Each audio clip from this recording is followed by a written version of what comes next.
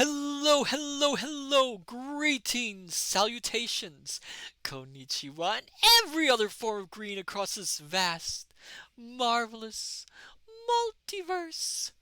I am Matsu Quinox. This is Horace, and welcome back, my dear, wonderful scholars, to the study. Hello there, Kintron. Congratulations on getting first. Hello there, Cool Skeleton. Hello there, Julian20. Hello there, Firefly. Hello there, FT Wastes. Hello, all of you wonderful scholars. FT Wastes, hey Matsu, guess who's on TV? Who's on TV? Who's on TV? Now you got me curious. Who's on TV? Wastes, who's on TV?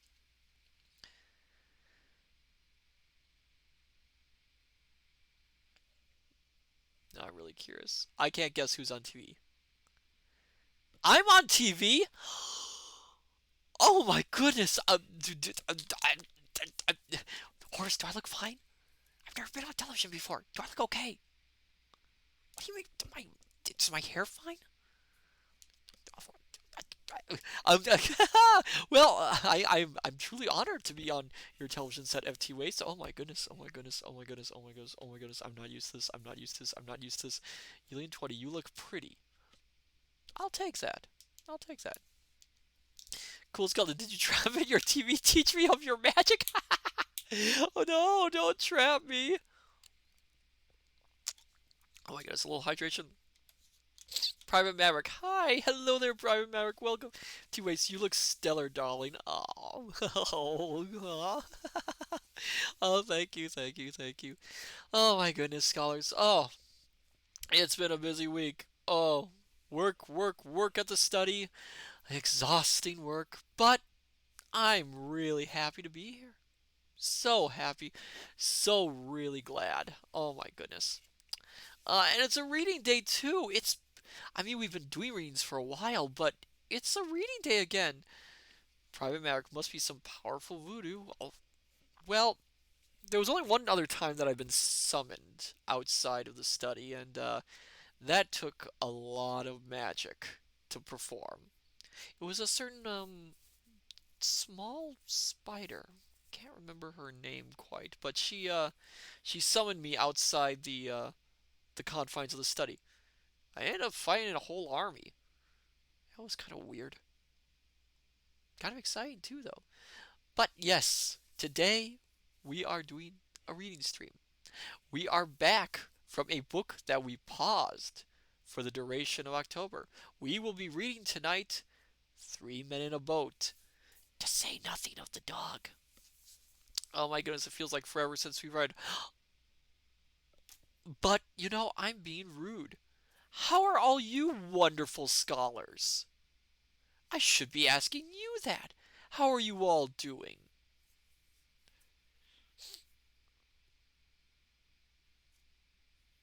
Cool skeleton meow. Julian20, almost fantastic. FTAs.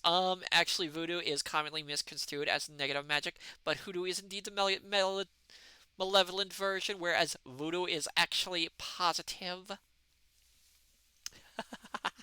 Well said, FT Wastes. Well said. Oh my goodness. It is interesting. It is an interesting fact. I think I heard that somewhere. Ah, before I forget, we should all give a warm welcome to our newest scholar, Morgan Son. Thank you for the follow. It's much appreciated. Oh, we're always happy to have new scholars in. FT Waste, also, I'm doing well. Good. Glad to hear it. Wonderful to hear it. Cool Skeleton, I've been busy with a few projects. A few of you may see results soon. Oh. Oh, that sounds interesting. That sounds a lot of fun, Cool Skeleton. I'm excited. Really excited. Oh, I can't wait to see it. Oh, but, you know, I suppose looking at our clock, we shouldn't dawdle too long, should we? So, for those who came in late, um, the book we are about to read, 3 Men in a Boat, is written by Jerome K. Jerome. It originally started off as a straight travelogue about traveling by boat down the Thames, which was a very popular pastime during the late 1800s. But he ended up throwing in more and more humorous little bits into it, so it ended up more comedy than it did actual serious information. There is still serious information about travel in there, and you'll definitely be able to tell when they're switching gears. It gets a little bit sentimental during those parts. But for the most part, there's a lot of funny comedy bits in it, which was quite scandalous for the time. Cool skeleton, toot toot. Yes, indeed. Yes, indeed. So, my dear wonderful scholars, are you ready to go back down the river with those three fellows? Mm. Oh, there is so much dry air in this study. Julian 20, yes, I am. Cool skeleton, yar. This isn't a pirate story. Julian 20, don't forget the dog, of course. Do we have a dog? Didn't think we had a dog here. Um, but I digress. So, my dear scholars, sit back, relax, have a hot or cold beverage of your liking, and let us read Jerome K. Jerome's Three Men in a Boat, to say nothing of the dog. Private Mac ready to roll on down the river in a steamboat. It's not a steamboat in the story, actually. It's a three-man boat that they're actually paddling. Kintron must not forget the dog. Of course we must not forget the dog. Chapter 10. And as I mentioned before, I'm not going to read the chapter titles since they are so ungodly long. Harris and I began to think that Belweir Lock must have been done away with after the same manner. George had towed us up to Staines, and we had taken the boat from there, and it seemed that we were dragging 50 tons after us, and were walking 40 miles. It was 7:30 when we were through, and we all got in and sculled up close to the left bank, looking out for a spot to haul up in. We had originally intended to go on to Magna Charta Island, a sweet, pretty part of the river, where it winds through a soft green valley, and to camp in one of the many picturesque inlets to be found around that tiny shore. But somehow we did not feel that we yearned for the picturesque nearly so much now as we had earlier in the day. A bit of water between a coal barge and a gasworks would have quite satisfied us for that night. We did not want scenery. We wanted to have our supper and go to bed. However, we did pull up to the point, Picnic Point it is called, and dropped into a very pleasant nook under a great elm tree, to the spreading roots of which we fastened the boat. Then we thought we were going to have supper. We had dispensed with tea so as to save time. But George said no, that we had better get the canvas up first, before it got quite dark, and while we could see what we were doing. Then he said all our work would be done, and we could sit down to eat with an easy mind. Excuse me. That canvas wanted more putting up than I think any of us had bargained for. It looked so simple in the abstract. You took 5 iron arches, like gigantic croquet hoops, and fitted them up over the boat, and then stretched the canvas over them, and fastened it down. It would take quite 10 minutes, we thought. That was an underestimate. We took up the hoops and began to drop them into the sockets placed for them. You would not imagine this to be dangerous work, but looking back now, the wonder to me is that any of us are alive to tell the tale. They were not hoops. They were demons. First, they would not fit into their sockets at all, and we had to jump on them and kick them and hammer at them with the boat hook. And when they went in, it turned out that they were the wrong hoops for those particular sockets, and they had to come out again. But they would not come out until 2 of us had gone and struggled with them for 5 minutes, when they would jump up suddenly and try and throw us into the water and drown us. They had hinges in the middle, and when we were not looking, they nipped us with these hinges in delicate parts of the body. And while we were wrestling with one side of the hoop and endeavoring to persuade it to do its duty, the other side would come behind us in a cowardly manner and hit us over the head. This somehow sounds familiar. We got them fixed at last, and then all that was to be done was to arrange the covering over them. George unrolled it and fastened one end over the nose of the boat. Harris stood in the middle to take it from George and roll it on to me, and I kept by the stern to receive it. It was a long time coming down to me. George did his part all right, but it was new work to Harris, and he bungled it. How he managed it, I do not know. He could not explain himself, but by some mysterious process or other he succeeded, after 10 minutes of superhuman effort, in getting himself completely rolled up in it. He was so firmly wrapped round and tucked in and folded over that he could not get out. He, of course, made frantic struggles for freedom, the birthright of every Englishman, and in doing so, I learned this afterwards, knocked over George. And then George, swearing at Harris, began to struggle too, and got himself entangled and rolled up. Sorry, scholars. I knew nothing about all this at the time. I did not understand the business at all myself. I had been told to stand where I was and wait till the canvas came to me, and Montmorency and I stood there, and waited both as good as gold. We could see the canvas being violently jerked and tossed about, pretty considerably, but we supposed this was part of the method, and did not interfere. We also heard much smothered language coming from underneath it, and we guessed that they were finding the job rather troublesome, and concluded that we would wait until things had got a little simpler before we joined in.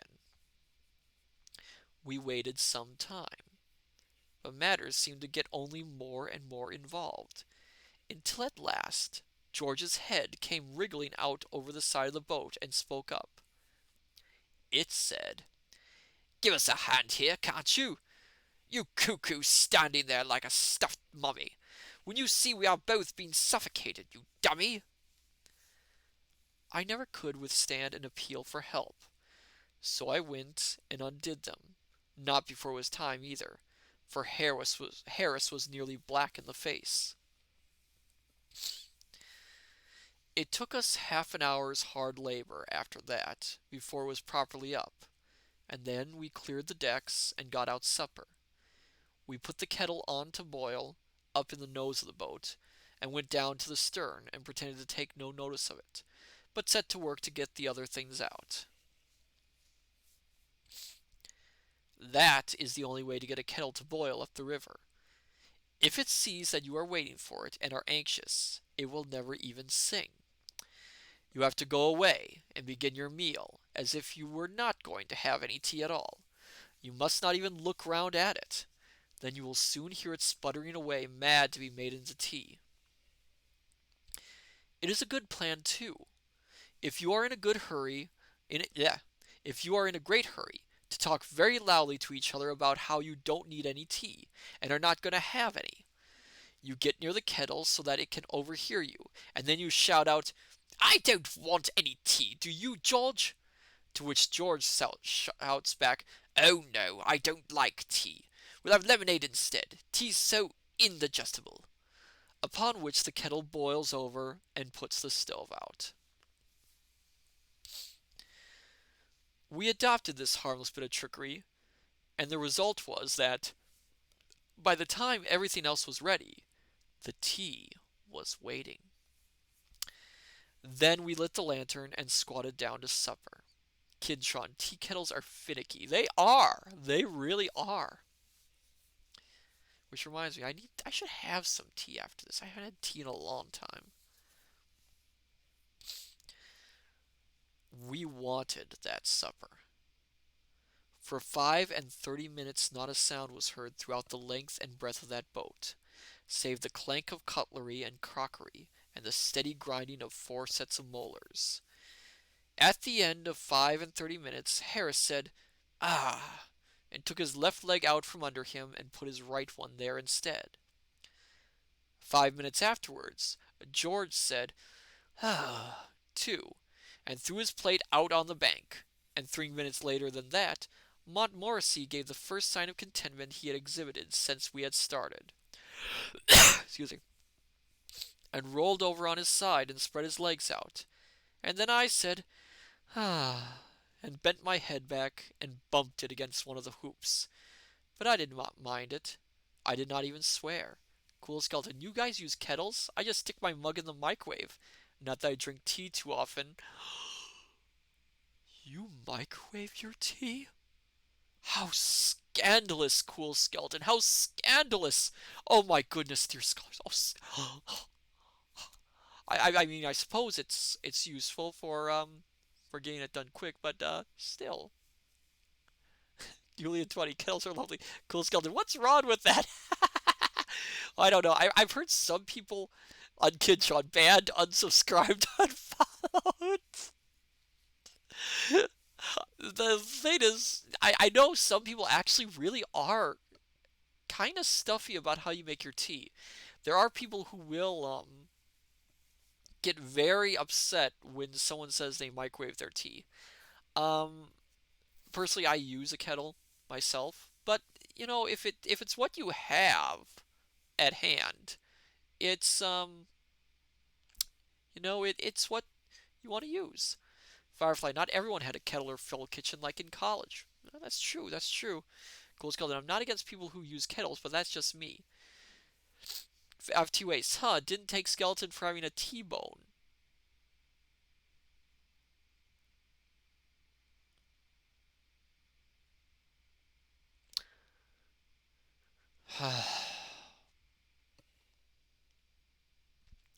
I walked into that one.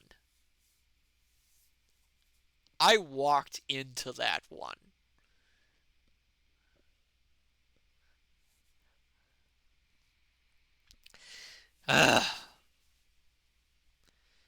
Cool Skeleton, I prefer water, Firefly, but then it tastes like coffee. Straight from the tap, yum. Kintron, I can't say much. I use my Keurig for a fast cup, but I do use my kettle when knowing I was going for a few. Oh, interesting. Where am I? How good one feels when one is full. How satisfied with ourselves and with the world. People who have tried it tell me that a clear conscience makes you very happy and contented, but a full stomach does the business quite as well, and is cheaper, and more easily obtained.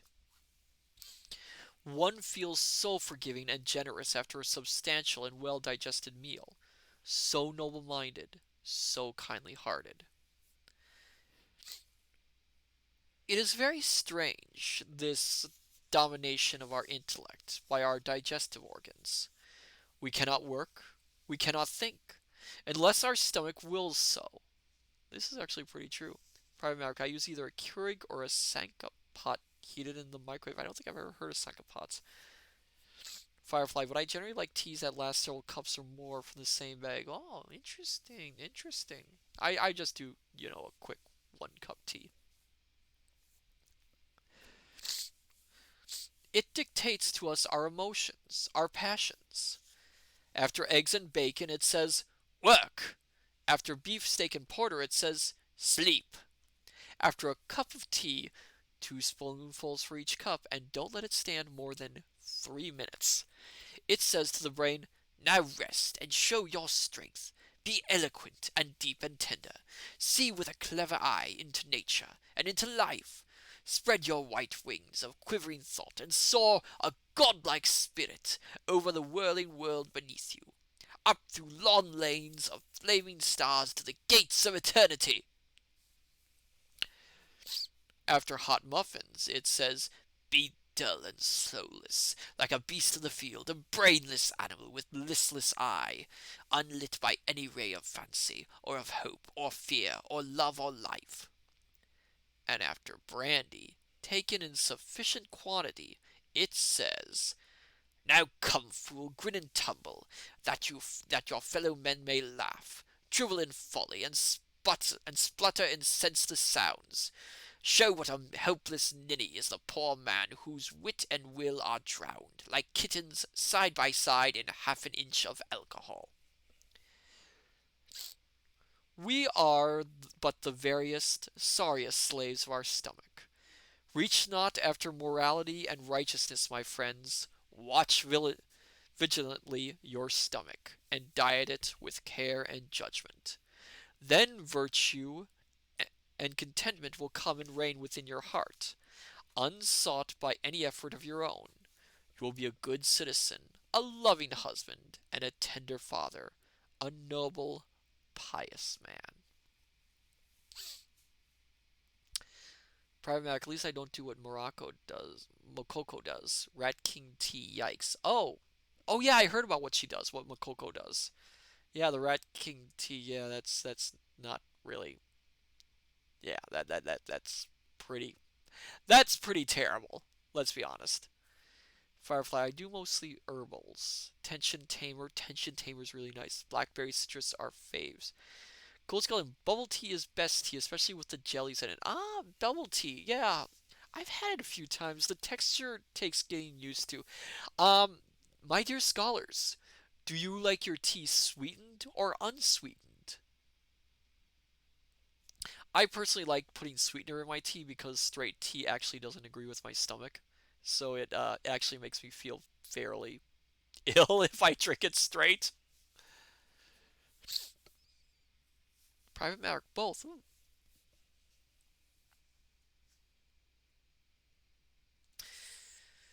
Before our supper, Harrison, George, and I were quarrelsome and snappy and ill tempered. After our supper, we sat and beamed on one another, and we beamed upon the dog too.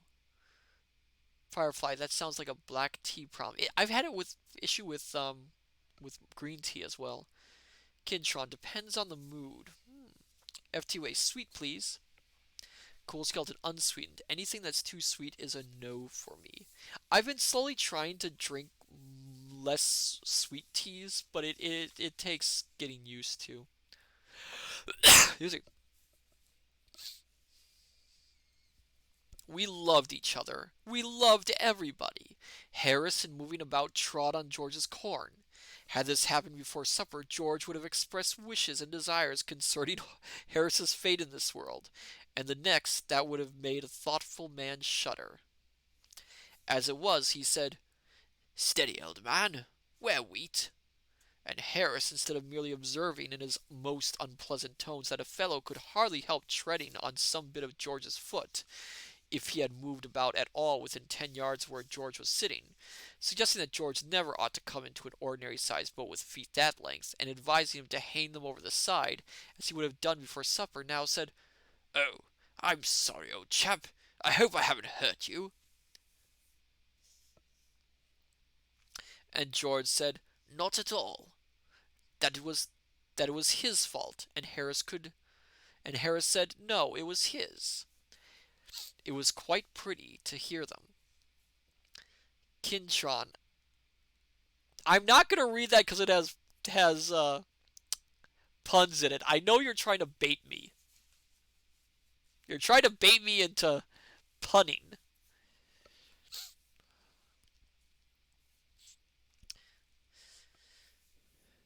We lit our pipes and sat looking out on the quiet night and talked. George said, why could we not be always like this, away from the world with its sins and temptations, leading sober, peaceful lives, and doing good? I said it was the sort of thing I had often longed for myself, and we discussed the possibility of our going away, we four, to some handy, well-fitted desert island, and living there in the woods.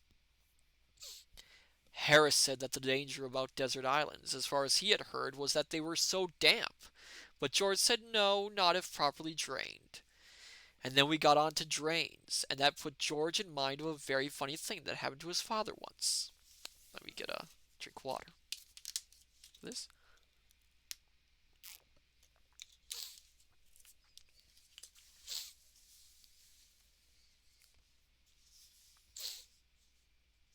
He said that his father was traveling with another fellow through Wales, and one night they stopped at a little inn, where they were where there were some other fellows, and they joined the other fellows and spent the evening with them. They had a very jolly evening and sat up late, and by the time they came to go to bed, they, this is when George's father was a very young man, were slightly jolly too. They, George's father and George's father's friend, were to sleep in the same room, but in different beds. They took the candle and went up. The candle lurched up against the wall when they got into the room and went out, and they had to undress and grope into bed in the dark. This they did. But instead of getting into separate beds as they thought they were doing, they both climbed into the same one without knowing it, one getting in with his head at the top, the other crawling in from the opposite side of the compass and lying with his feet on the pillow. There was silence for a moment, and then George's father said, "Joe?" "What's the matter, Tom?" replied Joe's voice from the other end of the bed. "Why, there's a man in my bed," said George's father. Here's his feet on my pillow." "Well, it's an extraordinary thing, Tom," answered the other. "But I'm blast if there isn't a man in my bed, too." "Oh, hello there, Ritsuko. Welcome. We are reading Three Men in a Boat. Welcome, Ritsuko. Glad to have you here." Cool Skeleton, I like a bit of sweets, but I prefer sour stuff. Sauerkraut, lemons, warhead, just drooling thinking about 'em, I suppose. "What are you going to do?" asked George's father. "Well, I'm going to chuck him out," replied Joe. "So am I," said George's father valiantly. There was a brief struggle, followed by two heavy bumps on the floor, and then a rather doleful voice said, "I say, Tom." "Yes." Oh, I got the wrong thing. "I say, Tom." "Yes." "How have you got on?" "Well, to tell you the truth, my man's chucked me out." "So's mine, I say. I don't think much of this inn, do you?" "What was the name of that inn?" said Harris. "The Pig and the Whistle," said George. "Why?" "Ah, no, then it isn't the same," replied Harris. "What do you mean?" queried George. "Why, it's so curious," murmured Harris, "but precisely that very same thing happened to my father once at a country inn. I've often heard him tell the tale, and I thought it might have been the same inn." We turned in at 10 that night, and I thought I should sleep well being tired, but I didn't. As a rule, I undress and put my head on the pillow, and then somebody bangs at the door and says it is 8:30. But tonight, everything seemed against me. The novelty of it all, the hardness of the boat, the cramped position, I was lying with my feet under one seat and my head on another, the sound of the lapping water round the boat, the wind among the branches, kept me restless and disturbed. I did get to sleep for a few hours, and then some part of the boat which seemed to have grown up in the night, for it certainly was not there when we started, and had disappeared by the morning, kept digging into my spine.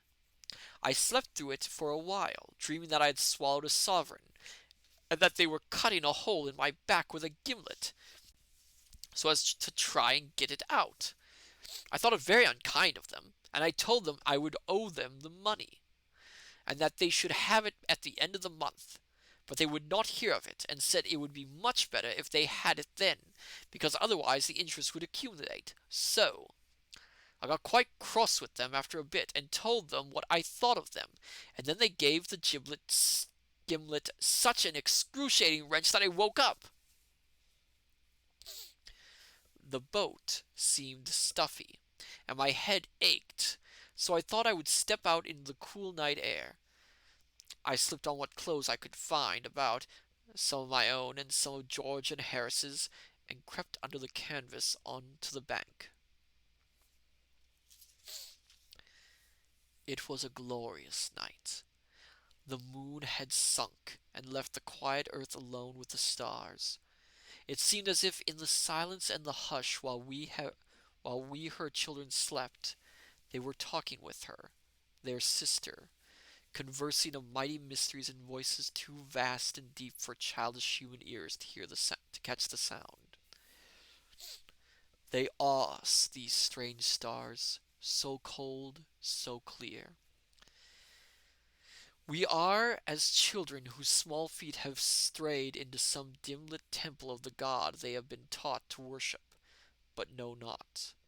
And standing where the echoing dome spans the long vista of the shadowy light, glance up, half hoping, half afraid to see some awful vision hovering there. And yet it seems so full of comfort and of strength, the night. In its great presence our small sorrows creep away, ashamed. The day has been so full of fret and care, and our hearts have been so full of evil and of bitter thoughts, and the world has seemed so hard and wrong to us.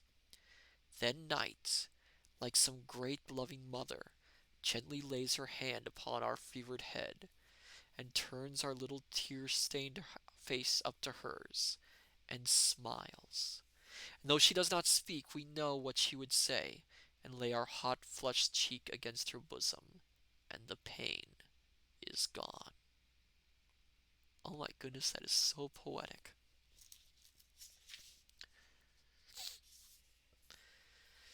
Sometimes our pain is very deep and real, and we stand before her very silent because there is no language for our pain, only a moan. Night's heart is full of pity for us. She cannot ease our aching. She takes our hand in hers, and the little world grows very small and very far beneath us. And borne on her dark wings, we pass for a moment into a mightier presence than her own, and in the wondrous light of that great presence, all human life lies like a book before us, and we know that pain and sorrow are but angels of God.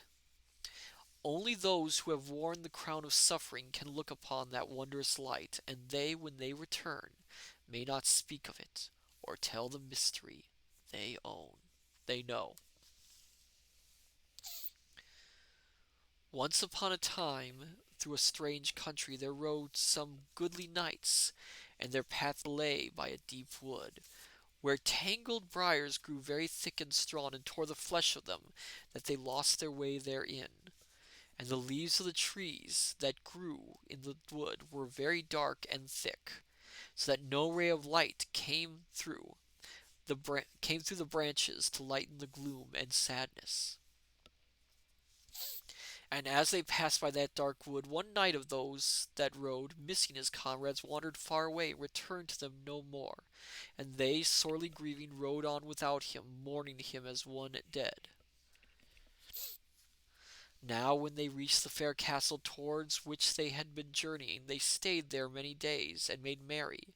And one night, as they sat in cheerful ease around the logs that burned in the great hall, and drank a loving measure, there came the comrade that there came the comrade they had lost, and greeted them. His clothes were ragged like a beggar's, and many sad wounds were on his sweet flesh, but upon his face there shone a great radiance of deep joy.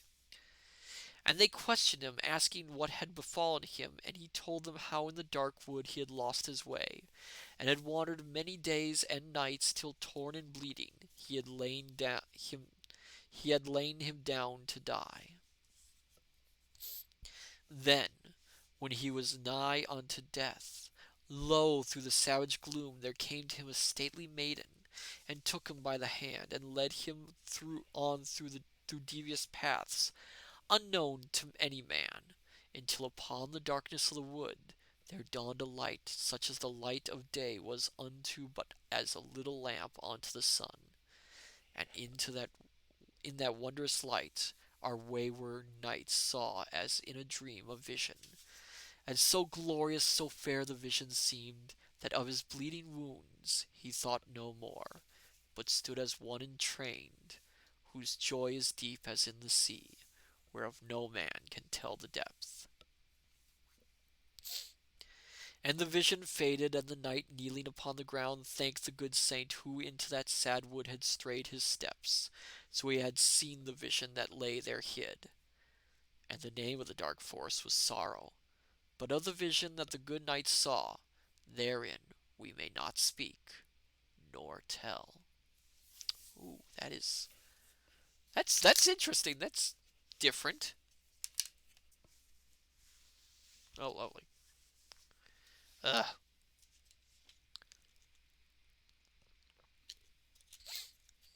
All right, put that there. What is with this thing?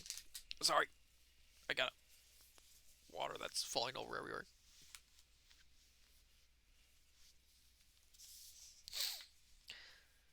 Chapter 11. All right, that was a big speech. That kind of was a little bit strange for a book like this. I woke at 6 the next morning and found George awake too. We both turned round and tried to go to sleep again, but we could not. Had there been any particular reason why we should not have gone to sleep again, but have got up and dressed then and there, we should have dropped off while we were looking at our watches and have slept till 10. Cool Skeleton relatable. Yes, this is very relatable. As there was no earthly necessity for our getting up under another 2 hours at the very least, and our getting up at that time was an utter absurdity, it was only in keeping with the natural cussedness of things in general that we should both feel that lying down for 5 minutes more would be death to us. George said that the same kind of thing, only worse, had happened to him some 18 months ago, when he was lodging by himself in the house of a certain Mrs. Grippins. He said his watch went wrong one evening, and stopped at 8:15. He did not know this at the time, because for some reason or other he forgot to wind it up when he went to bed, an unusual occurrence with him, and hung it up over his pillow without even ever looking at the thing. It was in the winter when this happened, very near the shortest day, and a week of fog into the bargain. So the fact that it was still very dark when George woke in the morning was no guide to him as to the time. He reached up and hauled down his watch. It was 8:15. "Angels and ministers of grace defend us!" exclaimed George. "And here have I got to be in the city by 9. Why didn't somebody call me? Oh, this is a shame!"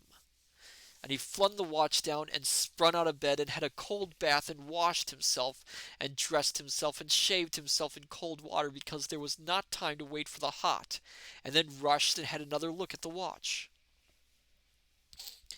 Whether the shaking it had received in being thrown down on the bed had started it, or how it was, George could not say, but certain it was that from 8:15 it had begun to go, and now pointed to 20 minutes to 9. George snatched it up and rushed downstairs. In the sitting room all was dark and silent. There was no fire, no breakfast. George said it was a wicked shame of Mrs. G, and he made up his mind to tell her what he thought of her when he came home in the evening. Then he dashed on his greatcoat and hat, and seizing his umbrella, made for the front door. The door was not even unbolted. George anathematized Mrs. G for a lazy old woman, and thought it was very strange that people could not get up at a decent, respectful time, unlocked and unbolted the door, and ran out. He ran hard for 1/4 of a mile, and at the end of that distance it began to be borne in upon him as a strange and curious thing that there were so few people about, and that there were no shops open. It was certainly a very dark and foggy morning, but still it seemed an unusual course to stop all business on that account. He had to go to business. Why should other people stop in bed merely because it was dark and foggy? At length he reached Holborn. Not a shutter was down. Not a bus was about. There were 3 men in sight, one of whom was a policeman, a market cart full of cabbages, and a dilapidated-looking cab. George pulled out his watch and looked at it. It was 5 minutes to 9. He stood still and counted his pulse. He stooped down and felt his legs. Then, with his watch still in his hand, he went up to the policeman and asked him if he knew what time it was. "What's the time?" said the man, eyeing George up and down with evident suspicion. "Why, if you listen, you will hear it struck." George listened, and a neighboring clock immediately obliged. "But it's only gone 3," said George in an injured tone, when it had finished. "Well, how many did you want it to go?" replied the constable. "Why, 9," said George, showing his watch. "Do you know where you live?" said the guardian of public order severely. George thought and gave the address. "Oh, that's where it is it?" replied the man. "Well, you take my advice and go there quietly, and take that watch of yours with you, and don't let's have any more of it." And George went home again, musing as he walked along, and let himself in. At first, when he got in, he determined to undress and go to bed again. But when he thought of the redressing and rewashing and the having of another bath, he determined he would not, but would sit up and go to sleep in the easy chair. But he could not get to sleep. He never felt more wakeful in his life. So he lit the lamp and got out the chessboard and played himself a game of chess. But even that did not enliven him. It seemed slow somehow, so he gave chess up and tried to read. He did not seem able to take any sort of interest in reading either. Sorry. So he put on his coat again and went out for a walk. Sorry. It was horribly lonesome and dismal, and all the policemen he met regarded him with undisguised suspicion, and turned their lanterns on him and followed him about. And this had such an effect upon him at last that he began to feel as if he really had done something, and he got to slinking down the by streets and hiding in dark doorways when he heard the regulation flip-flop approaching. Of course, this conduct made the force only more distrustful of him than ever, and they would come and rout him out and ask him what he was doing there, and when he answered nothing, he had merely come out for a stroll, it was then 4 o'clock in the morning, they looked as though they did not believe him, and 2 plain-clothes constables came home with him to see if he really did live where he had said he did. They saw him go in with his key, and then they took up a position opposite and watched his house. He thought he would light a fire when he got inside and make himself some breakfast, just to pass away the time. But he did not seem able to handle anything from a scuttleful of coals to a teaspoon without dropping it, or falling over it, and making such a noise that he was in mortal fear that he would wake Mrs. G up, and then she would think it was burglars and open the window and call, "Police!" And then these 2 detectives would rush in and handcuff him and march him off to the police court. He was in a morbidly nervous state by this time, and he pictured the trial and his trying to explain the circumstances to the jury, and nobody believing him, and his being sentenced to 20 years penal servitude, and his mother dying of a broken heart. So he gave up trying to get breakfast and wrapped himself up in his overcoat and sat in the easy chair till Mrs. G came down at 7:30. He said he had never got up too early since that morning. It had been such a warning to him. This seems pretty relatable to most people, I think. Who hasn't accidentally woken up much too early and just found themselves unable to get any sleep again?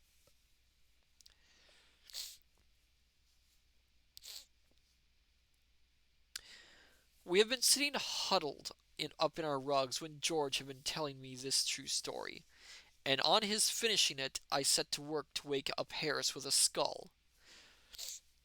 The third prod did it, and he turned over on the other side and said he would be down in a minute, and that he would have his laced-up boots. We soon let him know where he was, however, by the aid of the hitcher, and he sat up suddenly, sending Morrissey, who had been sleeping on the who had been sleeping the sleep of the just right on the middle of his chest, sprawling across the boat. Then we pulled up the canvas, and all four of us poked our head out over the offside and looked down at the water and shivered. The idea overnight had been that we should get up early in the morning, fling off our rugs and shawls, and throwing back the canvas, spring into the river with a joyous shout and revel in a long, delicious swim. Somehow, now the morning had come, the notion seemed less tempting. The water looked damp and chilly. The wind felt cold. Cool Skeleton, yep, 'tis the life of an insomniac. Yes, sadly so, sadly so. Well, who's going to be first in? Said Harris at last. There was no rush for precedence. George settled the matter so far as he was concerned by retiring into the boat and pulling on his socks. Montmorency gave vent to an involuntary howl, as if merely thinking of the thing had given him the horrors, and Harris said it would be so difficult to get in the boat again, and went back and sorted out his trousers. I did not altogether like to give in, though. I did not relish the plunge. There might be snags about, or weeds, I thought. I meant to compromise matters by going down to the edge and just throwing the water over myself. So I took a towel and crept out on the bank and wormed my way along onto the branch of a tree that dipped down into the water. It was bitterly cold. The wind cut like a knife. I thought I would not throw the water over myself at all, after all. I would go back into the boat and dress, and I turned to do so, and as I turned, the silly branch gave way, and I and the towel went in together with a tremendous splash, and I was out midstream with a gallon of Thames water inside me before I knew what had happened. By Jove, old Jay's gone in, I heard Harris say, so I came blowing to the surface. I didn't think he had the pluck to do it, did you? Is he all right? Sang out George. Lovely, I sputtered back. You are duffers not to come in. I wouldn't have missed this for worlds. Why don't you try it? It only wants a little determination. But I could not persuade them. Rather an amusing thing happened while dressing that morning. I was very cold when I got back into the boat, and in my hurry to get my shirt on, I accidentally jerked it into the water. It made me awfully wild, especially as George burst out laughing. I could not see anything to laugh at, and I told George so, and he only laughed the more. I never saw a man laugh so much. I quite lost my temper with him at last, and I pointed out to him what a drivelling maniac of an imbecile idiot he was. But he only roared the louder. And then, just as I was landing the shirt, I noticed that it was not my shirt at all, but George's, which I had mistaken for mine. Whereupon the humor of the thing struck me for the first time, and I began to laugh. And the more I looked from George's wet shirt to George, roaring with laughter, the more I was amused, and I laughed so much that I had to let the shirt fall back into the water again. Are you going to get it out? Said George between the shrieks. I could not answer him at all for a while. I was laughing so, but at last, between my peals, I managed to jerk out, It isn't my shirt, it's yours! I never saw a man's face change from lively to severe so suddenly in all my life before. What? He yelled, springing up. You silly cuckoo! Why can't you be more careful what you're doing? Why the deuce don't you go and dress on the bank? You're not fit to be in a boat, you're not. Give me the hitcher. I tried to make him see the fun of the thing, but he could not. George is very dense at seeing a joke sometimes. Harris proposed that we should have scrambled eggs for breakfast. He said he would cook them. It seemed from his account that he was very good at doing scrambled eggs. He often did them at picnics and went out on yachts. He was quite famous for them. People who had once tasted his scrambled eggs, so we gathered from his conversations, never cared for any other foods afterwards, but pined away and died when they could not get them. Scrambled eggs actually do sound quite good right now. They actually do they kind of sound good. Excuse me. It made our mouths water to hear him talking about the things. And we handed him out the stove and the frying pan and all the eggs that he had not smashed and gone over everything in the hamper. And we begged him to begin. He had some trouble in breaking the eggs, or rather, not so much trouble in breaking them exactly as in getting them into the frying pan with broken, and keeping them off his trousers, and preventing them from running up his sleeves. But he fixed some half a dozen in the pan at last, and then squatted down by the side of the stove and chivied them about with a fork. It seemed harassing work so far as George and I could judge. Whenever he went near the pan, he burned himself, and then he would drop everything and dance around the stove, flicking his fingers about and cursing the things. Indeed, every time George and I looked round at him, he was sure to be performing this feat.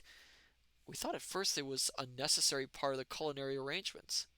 Cool Skeleton, I don't really like eggs. Oh, that's fair. I usually don't like eggs myself. I once, for a time, overdid on eating them, so I kind of lost the interest. But once in a while, I'll eat eggs. Once in a while. Horace makes a fantastic omelet, let me tell you that. It's amazing. You have never tasted anything like it. Oh my goodness. Although where he gets the ingredients, I'm not sure.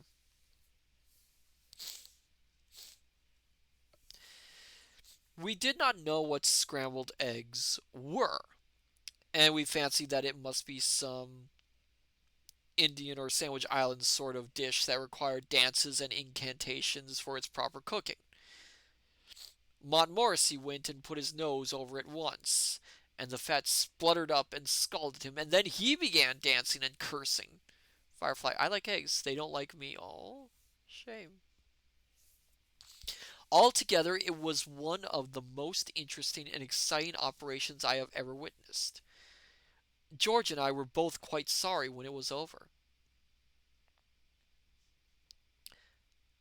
The result was not altogether the success that Harris had anticipated. There seemed so little to show for the business. 6 eggs had gone into the frying pan, all that came out was a teaspoonful of burnt and unappetizing looking mess. Harris said it was the fault of the frying pan, and thought it would have gone better if we had had a fish kettle and a gas stove, and we decided not to attempt the dish again until we had those aids to housekeeping by us. F2 making scrambled eggs is ain't that enthralling? Yes. Yeah, it really isn't. The sun had got more powerful by the time we had finished breakfast, and the wind had dropped, and it was as lovely a morning as one could desire. Little was in sight to remind us of the 19th century, and as we looked out upon the river in the morning sunlight, we could almost fancy that the centuries between us and that ever-to-be famous June morning of 1215 had been drawn aside, and that we English yeomen's sons in homespun clothes, with dirk at belt, were waiting there to witness the writing of that stupendous page of history, the meaning whereof was to be translated to the common people some 400 and odd years later by one Oliver Cromwell, who had deeply studied it. You could say a couple things about Oliver Cromwell, let me tell you that. Oh, of course. Magna Carta Island. It's where the Magna Carta was signed, of course. That's interesting. Oh, I should have known. Cool Skeleton, I can make some good French toast if I say so myself. Oh, French toast is delicious. Oh, it's wonderful. F2 Ace, now you're speaking my language. Oh, yes. I have not had fresh French toast in a long time. Oh, it's so good. But you need to get the right kind of bread for that sort of thing. 1,020,000 with cinnamon? I could do without the cinnamon. It is a fine summer morning, sunny, soft, and still, but through the air there runs a thrill of coming stir. Cool skeleton, one of my favorite breakfast foods. Ooh. King John had slept at Duncroft Hall, and all the day before the little town of Staines has echoed to the clang of armed men, and the clatter of great horses over its rough stones, and the shouts of captains, and the grim oaths and surly jests of bearded bowmen, billmen, pikemen, and strange-speaking foreign spearmen. Excuse me. Gay cloaked companies of knights and squires have ridden in, all travel stained and dusty, and all the evening long the timid townsmen's doors had had to be quicked open to let in rough groups of soldiers, for whom there must be found both board and lodging, and the best of both, or woe betide the house and all within. For the sword is judge and jury, plaintiff and executioner, in these tumultuous times, and pays for what it takes by sparing those from whom it takes it, if it pleases it to do so. Round the campfire in the marketplace gather still more of the baron's troops, and eat and drink deep, and bellow forth roistering drinking songs, and gambol and quarrel at the evening grows, as the evening grows and deepens into night. The firelight sheds quaint shadows on their piled up arms, and on their uncouth forms. The children of the town steal round to watch them, wondering, and brawny country wenches, laughing, draw near to bandy alehouse, jest and jibe with the swaggering troopers so unlike the village swains, who now despise stand apart behind, with vacant grins upon their broad peering faces. And out from the fields and out from the fields around glitter the fair, faint lights of more distant camps, as here some great lord's followers lie mustered, and there false John French's mercenaries hover like crouching wolves without the town. And so with sentinels in each dark street, and twinkling watchfires on each height around, the night has worn away, and over this fair valley of old Thames has broken the morning of the great day that is to close so big with the fate of ages yet unborn. Ever since grey dawn in the lower of the two islands, just above where we are standing, there has been great clamor, and the sound of many workmen. The great pavilion brought there yestereve is being raised, and carpenters are busy nailing tiers of seats, while prentices from London town are there with many coloured stuffs and silks and cloth of gold and silver. And now, lo! Down upon the road there winds along the river bank from Staines there come towards us, laughing and talking together in deep guttural basses, and half a score of stalwart halberd men, Baron's men these, and halt at 100 yards or so above us, on the other bank, and lean upon their arms and wait. And so from hour to hour march up along the road ever fresh groups and bands of armed men, and their casqueries and breastplates flashing back along the long lines of morning sunlight, until, as far as eye can reach, the way seems thick with glittering steel and prancing steeds, and shouting horsemen are galloping from group to group, and little banners are fluttering lazily in the warm breeze, and every now and then there is a deeper stir as the ranks make way on either side, and some great baron on his war horse, with his guard of squires around him, passes along to take his station at the head of his serfs and vassals. Firefly, yes, French toast is like fried rice for leftovers. Yep, it is. And up the slope of Cooper's Hill, just opposite, are gathered the wondering rustics and curious townsfolk who have run from Staines, and none are quite sure what the bustle is about, but each one has a different version of the great event that they have come to see, and some say that much good to all the people will come from this day's work, But the old men shake their heads, for they have heard such tales before. And all the river down to Staines is dotted with small craft and boats and tiny coracles, which last are growing out of favor now, and are used only by the poorer folk. Oh, hello there, Sophia. Welcome. Thank you for the resubscribe.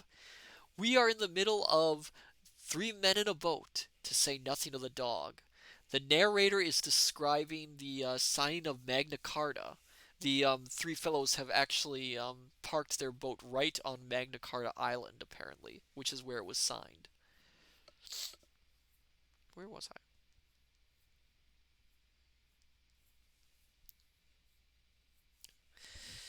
Over the rapids, wherein after years trim Belweir Loch will stand.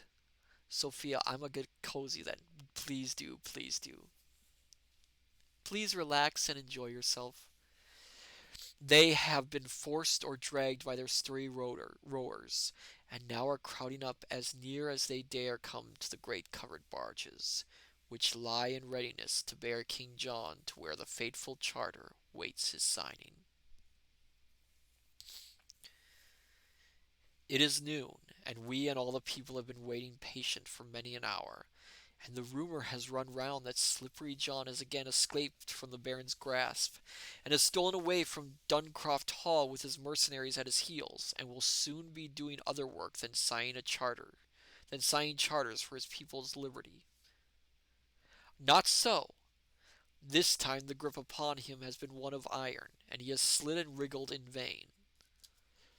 Far down the road a little cloud of dust has risen, and draws nearer, and grows larger, and the pattering of many hoofs grows louder, and in and out between the scattered groups of drawn-up men there pushes on its way a brilliant cavalcade of gay-dressed lords and knights, and front and rear, and either flank, there ride the yeomen of the barons, and in the midst King John. He rides to where the barges lie in readiness, and the great barons step forth from their ranks to meet him. He greets them with a smile and a laugh and pleasant honeyed words, as though it were some feast in his honor to which he has been invited. But as he rises to dismount, he casts one hurried glance from his own French mercenaries drawn up in the rear to the grim ranks of the baron's men that hem him in. Is it too late? One fierce blow at the unsuspecting horsemen at his side, one cry to his French troops, one desperate charge upon the unready lines before him, and these rebellious barons might rue the day they dared to thwart his plans. A bolder hand might have turned the game even at that point. Had it been a Richard there, the cup of had it been a Richard there, the cup of liberty might have been dashed from England's lips, and the taste of freedom held back for 100 years. But the heart of King John sinks before the stern faces of the English fighting men, and the arm of King John drops back onto his rein, and he dismounts and takes his seat in the foremost barge, and the barons follow in, with each mailed hand upon the sword hilt, and the word is given to let go. Slowly the heavy, bright-decked barges leave the shore of Runnymede. Slowly against the swift current they work their ponderous way, till with a low grumble they grate against the bank of the little island that from this day will bear the name of Magna Carta Island. And King John has stepped upon the shore, and we wait in breathless silence till a great shout cleaves the air, and the great cornerstone in England's Temple of Liberty has, now we know, been firmly laid. Oh my goodness. Sorry, I have to lean to grab the water. I had not known that that was the location where Magna Carta was. Magna Carta.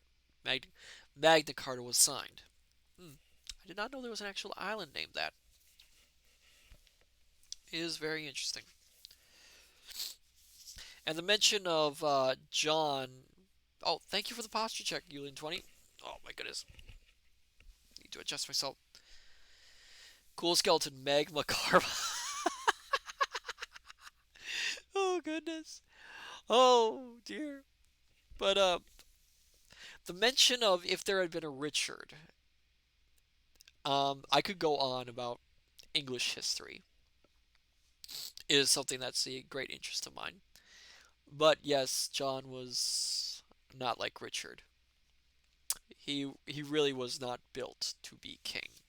I'll just put it that way.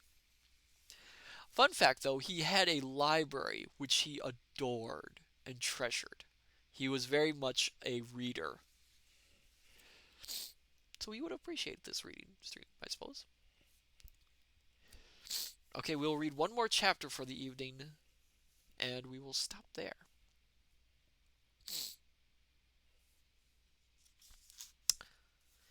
Chapter 12. I was sitting on the bank conjuring up this scene to myself when George remarked that when I was quite rested, perhaps I would not mind helping to wash up, and thus recalled from the days of glorious past to the prosaic present, with all its misery and sin. I slid down into the boat, and cleaned out the frying pan with a stick of wood and a tuft of grass, polishing it up finely with George's wet shirt. He's cleaned up with a wet shirt. We went over to Magna Carta Island and had a look at the stone which stands in the cottage there, and on which the Great Charter is said to have been signed, though as to whether it really was signed there, or as some say on the other bank at Runnymede, I decline to commit myself. As far as my own personal opinion goes, however, I am inclined to give weight to the popular island theory. Certainly, had I been one of the barons at the time, I should have strongly urged upon my comrades the advisability of our getting such a slippery customer as King John onto the island, where there was less chance of surprises and tricks.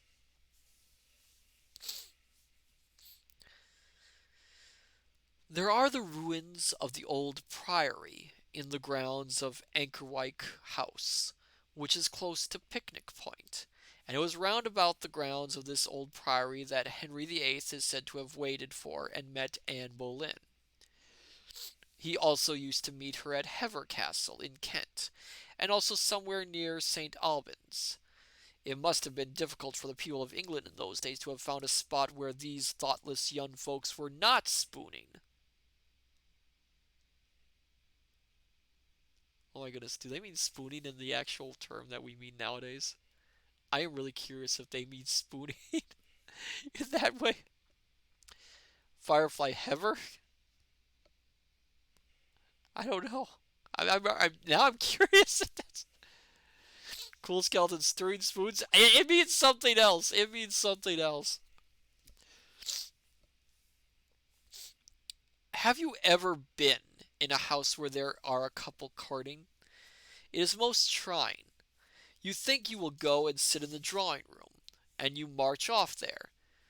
As you open the door, you hear a noise as if somebody had suddenly recollect something. And when you get in, Emily is over by the window, full of interest in the opposite side of the road, and your friend John Edward is at the other end of the room with his whole soul held in thrall by photographs of other people's relatives. "Oh," you say, pausing at the door, "I didn't know anybody was here." "Oh, didn't you?" says Emily coldly in a tone which implies that she does not believe you. You hang about for a bit, then you say, "It's very dark. Why don't you light the gas?" John Edward says, "Oh, he hadn't noticed it," and Emily says that Papa does not like the gas lit in the afternoon. You tell them one or two items of news and give them your views and opinions on the Irish question, but this does not appear to interest them. All they remark on any subject is, "Oh, is it? Did her? Yes," and "You don't say so." And after 10 minutes of such style of conversation, you edge up to the door and slip out, and are surprised to find that the door immediately closes behind you and shuts itself without your having touched it. Firefly, Hever was the Boland's estate. It was later given to Anne of Cleves. Interesting. I was not aware of that. That's a that's an interesting fact. Firefly, thank you for sharing it. You are afraid to poke your nose into any room in the house now. So after walking up and down the stairs for a while, you go and sit in your own bedroom. This becomes uninteresting, however, after a time, and so you put on your hat and stroll out into the garden. You walk down the path, and as you pass the summer house, you glance in, and there are those two young idiots huddled up into one corner of it, and they see you and are evidently under the idea that for some wicked purpose of your own, you are following them about. Why don't you have a special room for this sort of thing, and make people keep to it? You mutter, and you rush back to the hall and get your umbrella and go out. It must have been much like this when that foolish boy Henry VIII was courting his little Anne. People in Buckinghamshire would have come upon them unexpectedly when they were mooning round Windsor and Wraysbury, and have exclaimed, "Oh, you here!" And Henry would have blushed and said, "Yes, he'd just come over to see a man," and Anne would have said, "Oh, I'm so glad to see you. Isn't it funny? I've just met Mr. Henry the Eighth in the lane, and he's going the same way as I am. Oh, hello there, Denswell, welcome. We are reading Three Men in a Boat, Say Nothing to the Dog." They are talking about courting, about the act of courting right now, and how annoying to them it is to keep running into people who are doing it. Then those people would have gone away and said to themselves, "Oh, we'd better get out of here while this billing and cooing is on. We'll go down to Kent." And then they would go down to Kent, and the first thing they would see in Kent when they got there would be Henry and Anne fooling round Hever Castle. "Oh, drat this," they would have said. "Here, let's go away. I can't stand any more of it. Let's go to St. Albans. Nice, quiet place, St. Albans." And when they reached St. Albans, there would be that wretched couple kissing under the abbey walls. Then these folks would go and be pirates until the marriage was over. Kinshon, they need the old stocking chamber.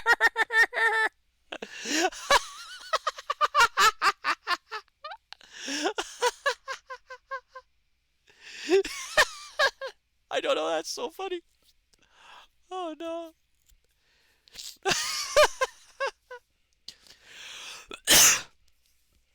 Oh god. Oh my goodness.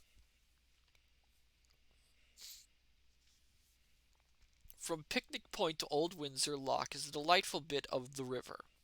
A shady road, dotted here and there with dainty little cottages, runs by the bank up to the Bells of Ossory, a picturesque inn, as most upriver inns are, and a place where a very good glass of ale may be drunk, so Harris says. And on a matter of this kind you can take Harris's word. Old Windsor is a famous spot in its way. Edward the Confessor had a palace here, and here the great Earl Godwin was proven guilty by the justice of that age of having encompassed the death of the king's brother. Earl Godwin broke a piece of bread and held it in his hand. "If I am guilty," said the earl, "may this bread choke me when I eat it." Then he put the bread into his mouth and swallowed it, and it choked him, and he died. As you pass Old Windsor, the river is somewhat uninteresting and does not become itself again until you are nearing Bovany. Bovany. It's Bovany, I think. George and I towed up past the Home Park, which stretches along the right bank from Albert to Victoria Bridge. And as we were passing Datchet, George asked me if I remembered our first trip up the river, and when we landed at Datchet at 10 o'clock at night and wanted to go to bed. I answered that I did remember it. It will be some time before I forget it.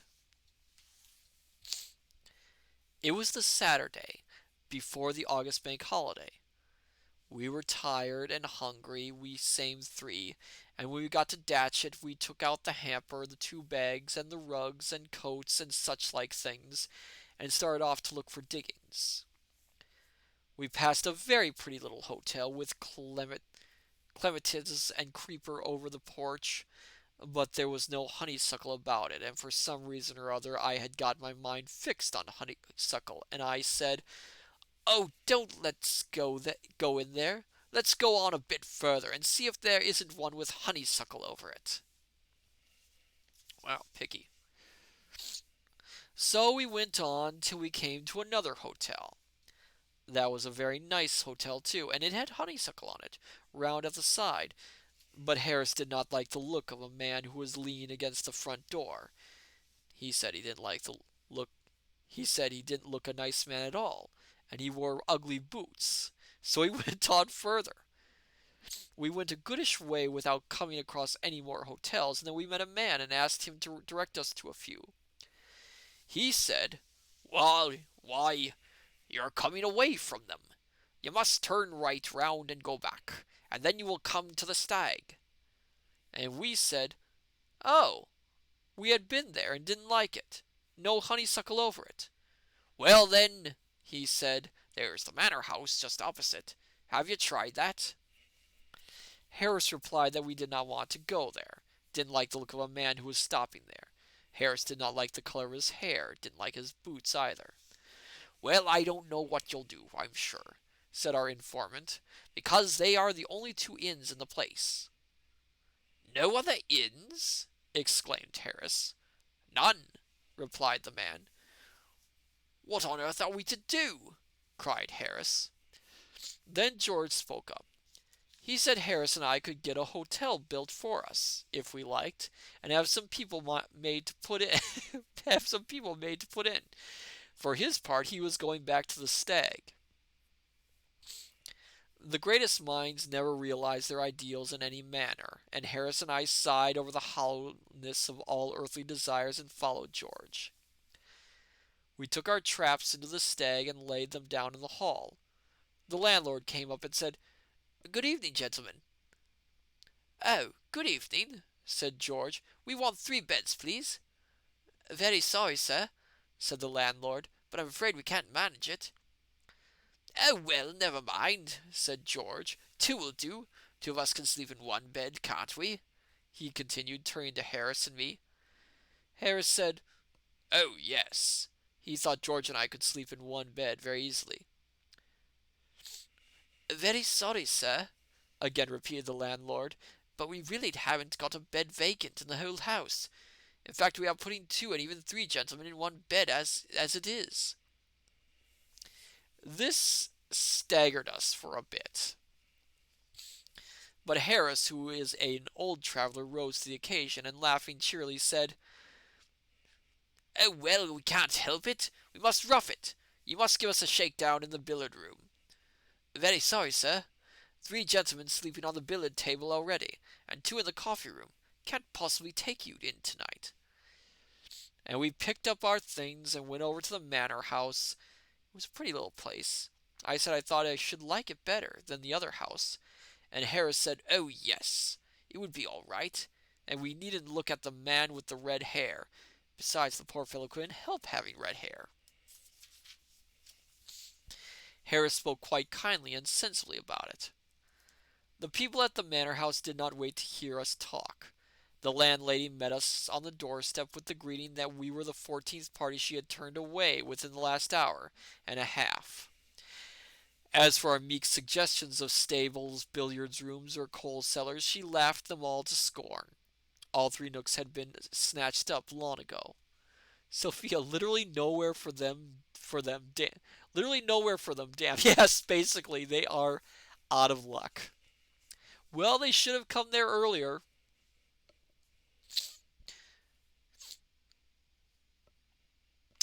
Did she know of any place in the whole village where we could get shelter for the night? Well, if we didn't mind roughing it. She did not recommend it, mind, but there was a little beer shop half a mile down the Eaton Road. We waited to hear no more. We caught up the hamper and the bags and the coats and rugs and parcels and ran. The distance seemed more like a mile than half a mile, but we reached the place at last and rushed, panting, into the bar. The people at the beer shop were rude. They merely laughed at us. There were only 3 beds in the whole house, and they had 7 single gentlemen and 2 married couples sleeping there already. A kind-hearted bargeman, however, who happened to be in the tap room, thought we might try the grocer's next door to the Stag, and we went back. The was full. Excuse me. Oh, thank you for the hydrate redeem, Sophia. I need it.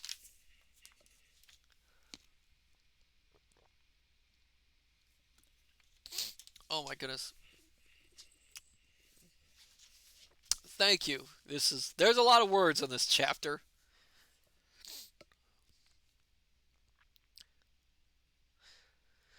The grocer's was full.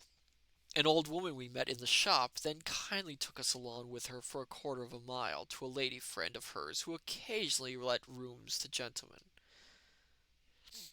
This old woman walked very slowly, and we were 20 minutes getting to her lady's friend. We enlivened She enlivened the journey by describing to us as we trailed along the various pains she had in her back. Her lady's friend's rooms were let. From there we were recommended to number 27. Number 27 was full and sent us to number 32, and number 32 was full. Then we went back into the high road, and Harris sat down on the hamper and said he would go no further. He said it seemed a quiet spot and he would like to die there. He requested George and me to kiss his mother for him and to tell us his relations that he forgave them and died happily. At that moment an angel came by in the disguise of a small boy, and I cannot think of any more effective disguise than an angel could have assumed, with a can of beer in one hand and in the other something at the end of a string, which he let down on to every flat stone he came across, and then pulled up again, this producing a particularly unattractive sound, suggestive of suffering. What a nasty little brat. Oh.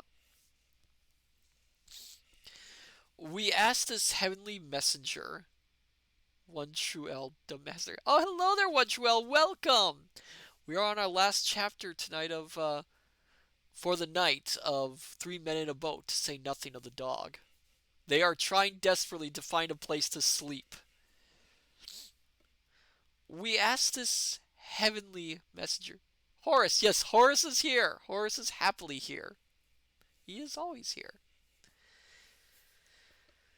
We asked this heavenly messenger, as we discovered him afterwards to be, if he knew of any lonely houses whose occupants were few and feeble, old ladies or paralyzed gentlemen preferred, who could be easily frightened into giving up their beds for the night to 3 desperate men, or if not this, could he recommend us to an empty pigsty, or a disused lime kiln, or anything of that sort? He did not know of any such place, at least not one handy, but he said that if we liked to come with him, his mother had a room to spare, and could put us up for the night. We fell upon his neck there in the moonlight and blessed him, and it would have made a very beautiful picture if the boy himself had not been so overpowered by emotion as to be unable to sustain himself under it, and sunk to the ground, letting us all down on top of him. Harris was so overcome with joy that he fainted and had to seize the boy's beer can and half empty it before he could recover consciousness, and then he started off at a run and left George and me to bring on the luggage. It was a little 4-roomed cottage where the boy lived, and his mother, a good soul, gave us hot bacon for supper, and we ate it all. 5 pounds, and a jam tart afterwards, and 2 pots of tea, and then we went to bed. Oh my goodness, that actually sounds really good right now. Where was I? There were two beds in the room. One was a 2 foot 6 inch truckle bed, and George and I slept in that and kept in by tying ourselves together with a sheet. And the other was the little boy's bed, and Harris had that all to himself. And we found him in the morning with 2 feet of bare legs sticking out at the bottom, and George and I used it to hang the towels on while we bathed.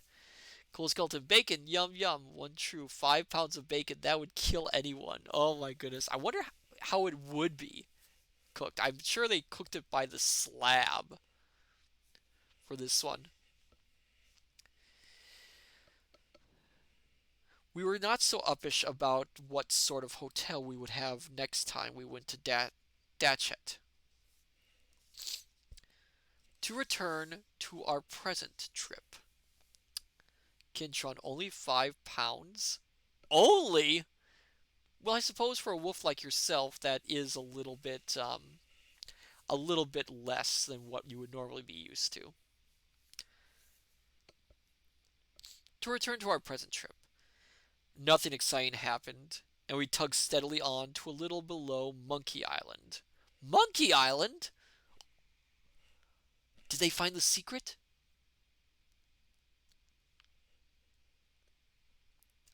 I don't know what else to say. I wanted to make a Monkey Island reference. Untrue. You eat people? I don't know if Kintron eats people. He's a wolf, but I don't know. Kintron, I don't think you eat people, do you? Monkey Island. I love that game. Oh, one true. Oh, I've played all the Monkey Island games. Well, apart from one, but I couldn't get that one to run on computer, unfortunately. But otherwise, I have played all the Monkey Island games in stream.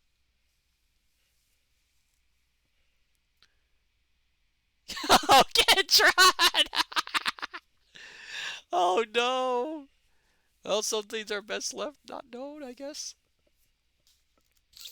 Where we drew up and lunched. We tackled the cold beef for lunch, and then we found that we had forgotten to bring any mustard.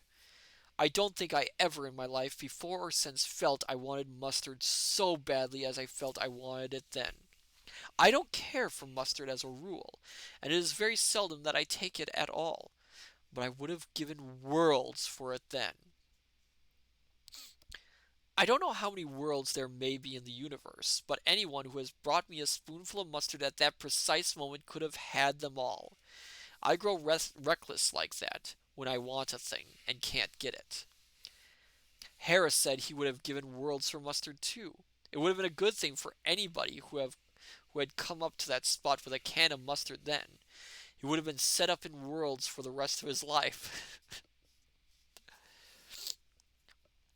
But there, I dare say both Harris and I would have tried to back out of the bargain after we had got the mustard. One makes these extravagant offers in moments of excitement, but of course, when one comes to think of it, one sees how absurdly out of proportion they are with the value of the required article. Good thing I don't have meat on these bones, but I doubt they'd make any difference for Kinchon. That is true. That is true. That is true. I heard a man going up a mountain in Switzerland once say he would give worlds for a glass of beer.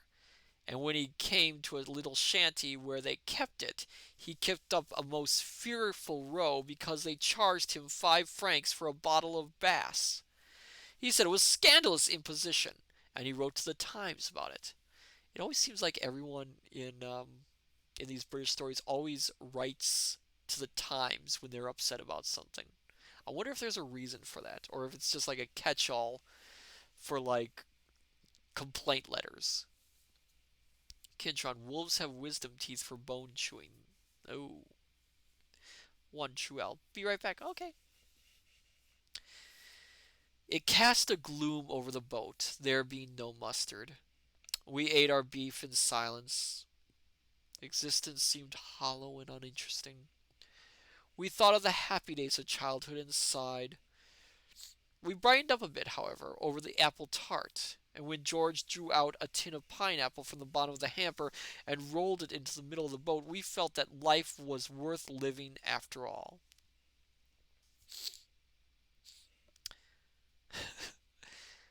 We are very fond of pineapple, all three of us. We looked at the picture on the tin. We thought of the juice. We smiled at one another. And Harris got a spoon ready. Okay, my dear scholars, what's coming up in the book is apparently one of the best known bits in Three Men in a Boat. Next to the talk of the uncle and his issues with putting up a picture, this next bit is one of the most well known, and I am kind of excited to read it.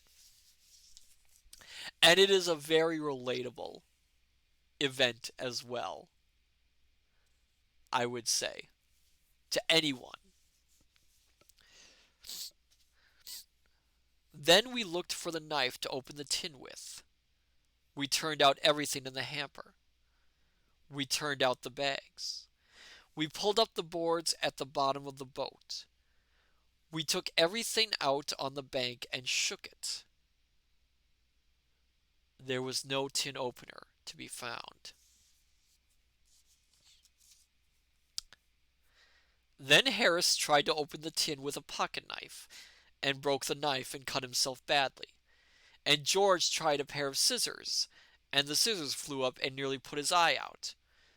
While they were dressing their wounds, I tried to make a hole in the thing with the spiky end of the hitcher, and the hitcher slipped and jerked me out between the boat and the bank into 2 feet of muddy water, and the tin rolled over uninjured and broke a teacup. Then we all got mad. We took that tin out on the bank, and Harris went up into a field and got a big sharp stone, and I went back into the boat and brought out the mast, and George held the tin, and Harris held the sharp end of his stone against the top of it, and I took the mast and poised it high up into the air and gathered up all my strength and brought it down.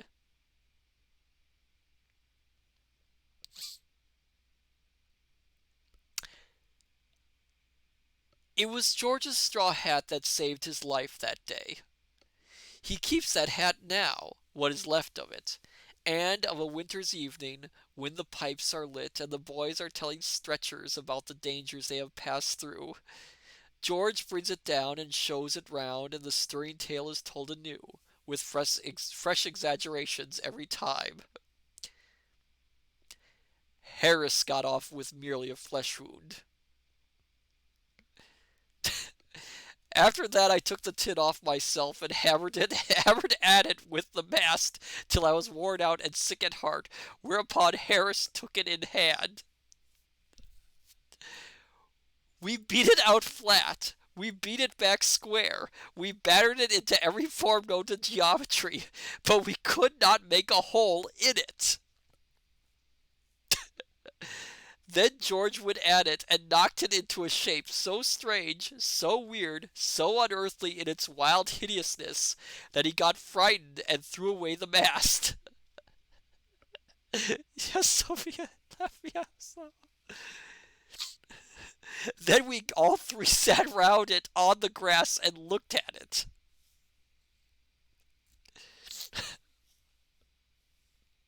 There was one great dent across the top that had the appearance of a mocking grin, and it drove us furious, so that Harris rushed at the thing and caught it up and flooded far into the middle of the river, and as it sank we hurled our curses at it, and we got into the boat and rowed away from the spot and never paused till we reached Maidenhead.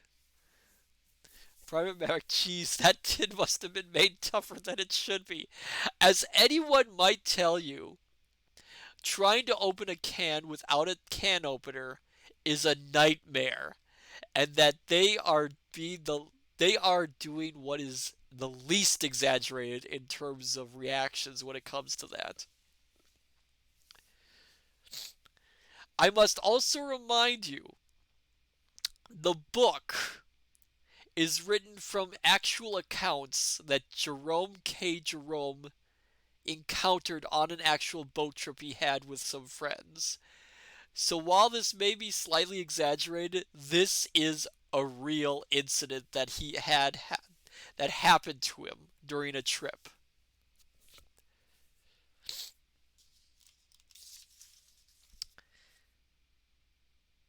Maidenhead itself is too snobby to be pleasant. It is the haunt of the river's swell and his overdressed female companion.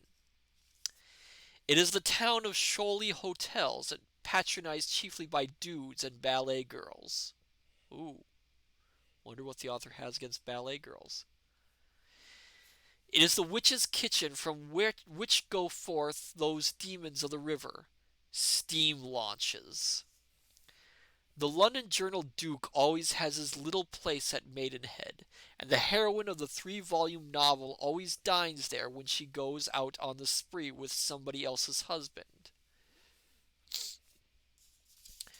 We went through Maidenhead quickly, and then eased up and took leisurely that great reach beyond Bolter's and Cookham's Lock. Clevedon's woods still wore their dainty dress of spring and rose up from the water's edge, in one lawn harmony of blended shades of fairy green. In its unbroken loveliness this is perhaps the sweetest stretch of all the river, and lingeringly we slowly drew our little boat away from its deep peace. We pulled up in the backwater, just below Cookham, and had tea, and when we were through the lock it was evening. Kinchon, tin is uncannily hard to puncture. It is. Tin is very difficult to puncture.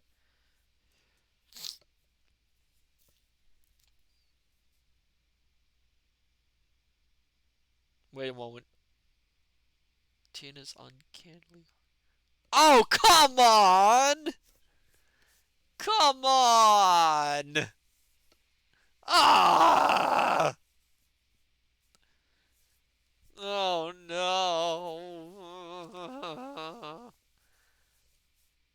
Ah! Oh, come on! You scholars.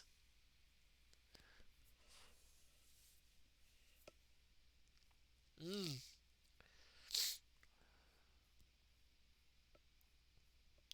Then after tea the wind veers round and you have to pull hard in its teeth all the way home. Oh wait, I think I skipped a bit. Yuli 20. This is why we love Kintron. A stiffest breeze had sprung up, in our favor for a wonder, for as a rule on the river the wind is always dead against you, whatever way you go. It is against you in the morning when you start for a day's trip, and you pull a long distance, thinking how easy it will be to come back with the sail. Then after tea the wind veers round, and you have to pull hard in its teeth all the way home. When you forget to take the sail at all, then the wind is constantly in your favor both ways. But there! This world is only a prohibition, and man was born to trouble as the sparks fly upward. This evening, however, they have evidently made a mistake, and had put the wind round at our back instead of in our face.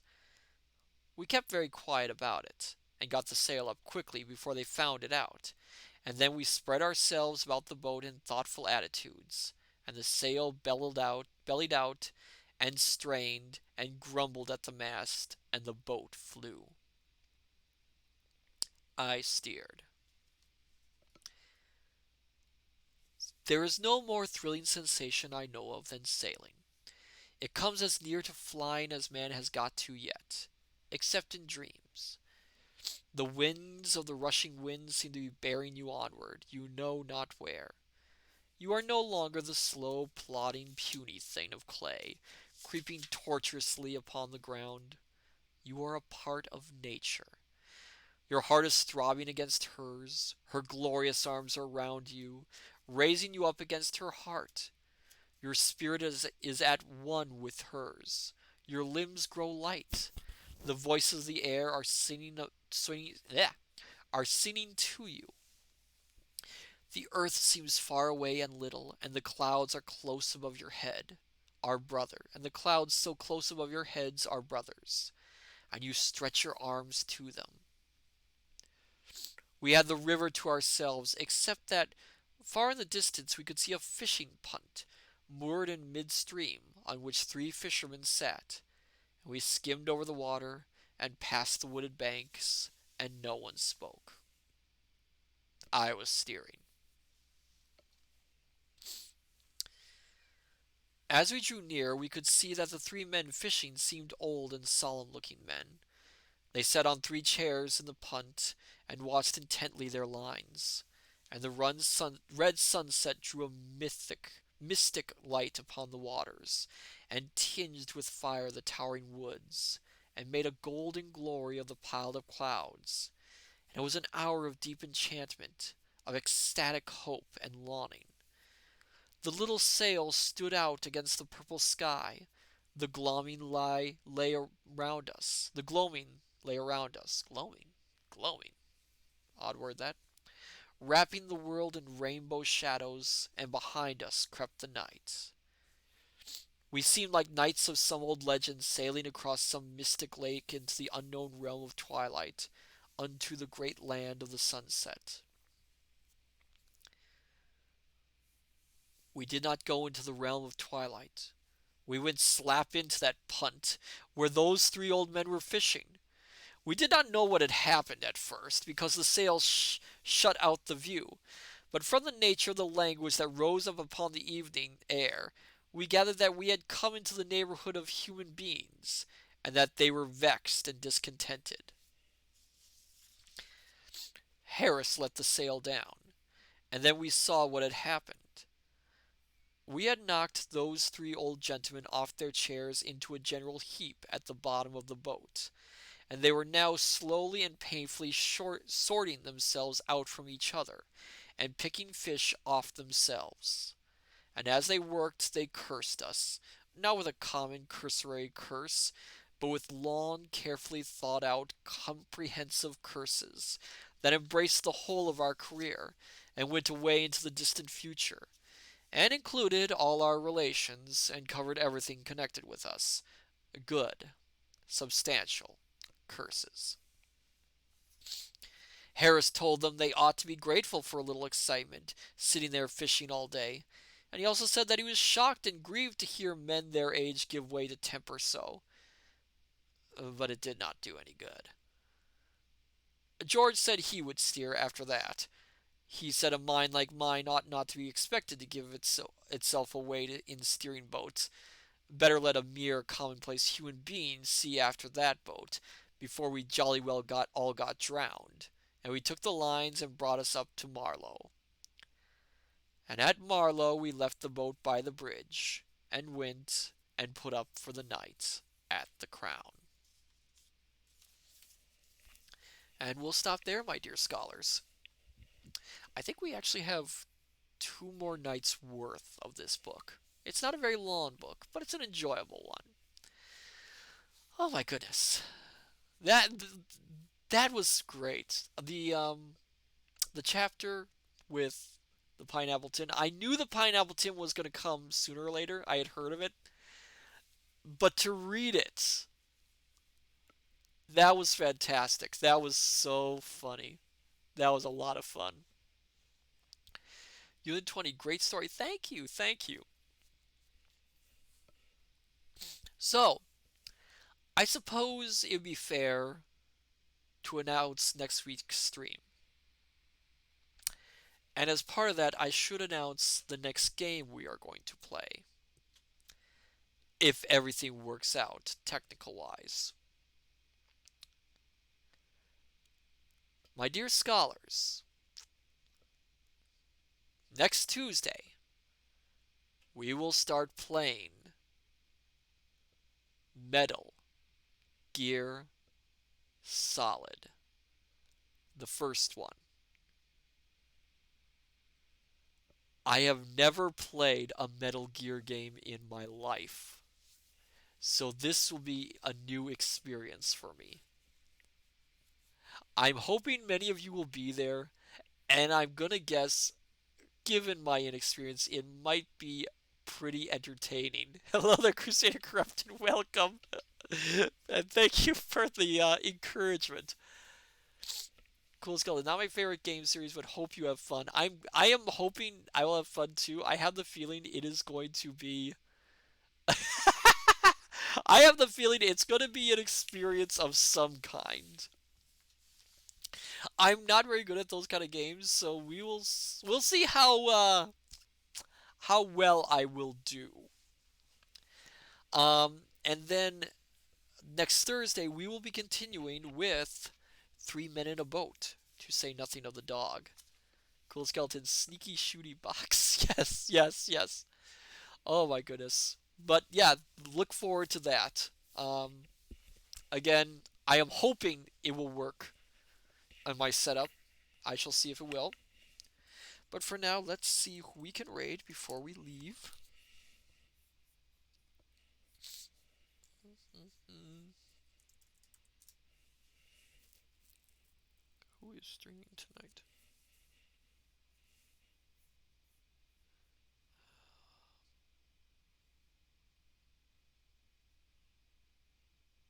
Hmm.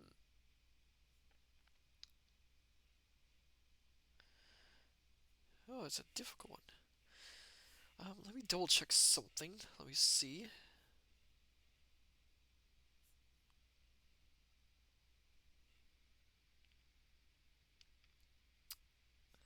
Um, let's visit the index page. I don't think I have often rated index page. So let's go and visit them. So, my dear scholars, I say unto you, good evening, good morning, good afternoon, till we meet each other again at the study. Take care, and I shall see you next time. Till then, farewell and bye bye.